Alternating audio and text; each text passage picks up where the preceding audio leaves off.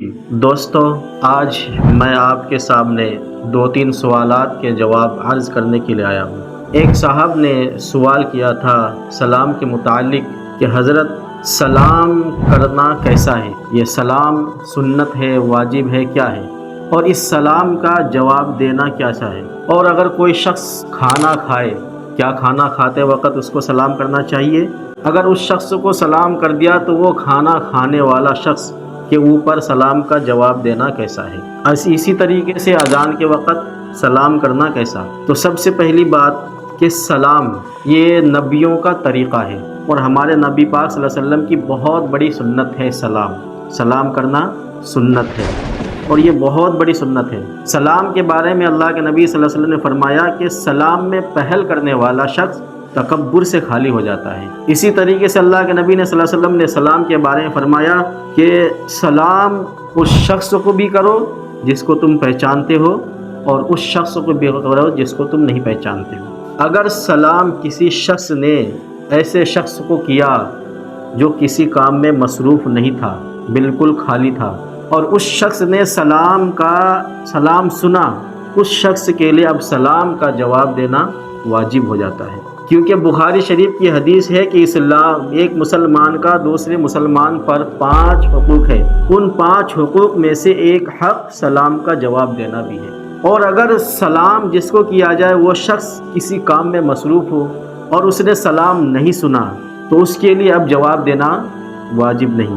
اگر کسی شخص نے سلام سن لیا تو اس کو جواب دینا واجب ہوتا ہے، اسی طریقے سے جواب دینا واجب ہوگا جس طریقے سے اس نے سلام سنا، کہ سلام کرنے والوں کو جواب سنائی دینا چاہیے، اور اگر وہ جان بوجھ کر کے سلام کا جواب نہیں دیتا ہے تو گنہگار ہوگا۔ اسی طریقے سے کھانا کھاتے وقت سلام کرنا درست نہیں ہے۔ کوئی شخص کھانا کھا رہا ہو، آپ کھانا کھاتے وقت وہاں پہنچ گئے تو آپ کو چاہیے کہ آپ سلام نہ کریں، اس کے کھانا سے فارغ ہونے تک کا انتظار کریں، اور اگر سلام کر دیا تو اس شخص پر جو کھانا کھا رہا ہے اب سلام کا جواب دینا اس پر واجب نہیں۔ اگر وہ سلام کا جواب دیتے تو کوئی حرج نہیں، یا پھر وہ کھانا کھانے کے بعد سلام کا جواب دے تب بھی کوئی حرج نہیں۔ تو سلام کا جواب دینے والوں کو چاہیے کہ جب اس کے منہ میں لقمہ ہو یعنی نوالا ہو تو اس وقت تو وہ سلام کا جواب نہ دے، نہ کسی اور کو سلام کرے۔ ہاں، جس وقت کھانا کھا رہا ہو شخص، اس کے منہ میں نوالا نہ ہو، کسی کا فون آیا، اس نے سلام کر دیا تو اس کا سلام اگر وہ جواب دینا چاہے تو دے سکتا ہے، یا پھر وہ اس کو سلام کرنا چاہے تو کر سکتا ہے۔ یہ اس وقت ہے جب کہ منہ میں نوالا نہ ہو۔ اسی طریقے سے اذان کے وقت سلام نہیں کرنا چاہیے، کیونکہ اذان کا جواب زبان کے ذریعے دینا مستحب ہے۔ اب سلام بھی کرے گا کیوں؟ جو شخص سلام کرے گا وہ بھی تو مسلمان ہے، اس کو بھی تو چاہیے کہ وہ بھی اذان کا جواب دے۔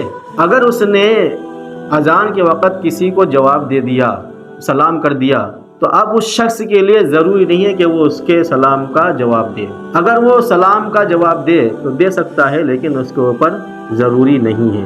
اس لیے میرے دوستو، بعض اوقات ایسے ہوتے ہیں کہ جہاں سلام نہیں کرنا چاہیے، جیسے کوئی شخص استنجا میں بیٹھا ہوا ہو یعنی پیشاب کر رہا ہو تو ایسے وقت پر اس کو سلام نہیں کرنا چاہیے۔ اسی طریقے سے اجنبی عورت کو بھی سلام نہیں کرنا چاہیے جس سے فتنے کا اندیشہ ہو، یا پھر فسق و فجور کرنے والا شخص یعنی گناہ گاری میں مبتلا شخص، گناہ کرنے والے شخص جب کہ وہ گناہ کر رہا ہو، گانا سن رہا ہو یا وہ ناچ گانے کر رہا ہو، ایسے وقت بھی اس کو سلام نہیں کرنا چاہیے۔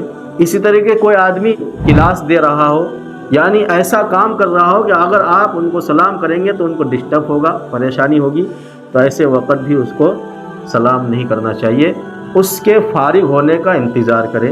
ایک آدمی مسجد میں قرآن کی تفسیر کر رہا ہو، اس کو نہیں سلام کرنا چاہیے، کرے تو حرج نہیں لیکن کرنا نہیں چاہیے۔ اسی طرح قرآن کی تلاوت کر رہا ہو شخص، اس کو بھی سلام نہ کرے، اور قرآن کی تلاوت جو کر رہا ہے اگر اس کو سلام کر دیا تو اب اس کے لیے سلام کا جواب دینا واجب نہیں ہے۔ خلاصہ یہ ہے کہ ایسی حالت میں سلام کرنا جس سے جواب دینے والے کو پریشانی ہو سکے یا پریشانی میں وہ مبتلا ہو جائے تو وہاں سلام کرنا ضروری نہیں اور وہاں سلام نہیں کرنا چاہیے، اس کے فارغ ہونے کا انتظار کرنا چاہیے۔ اللہ تعالی ہمیں اور آپ کو عمل کرنے کی توفیق نصیب فرمائے۔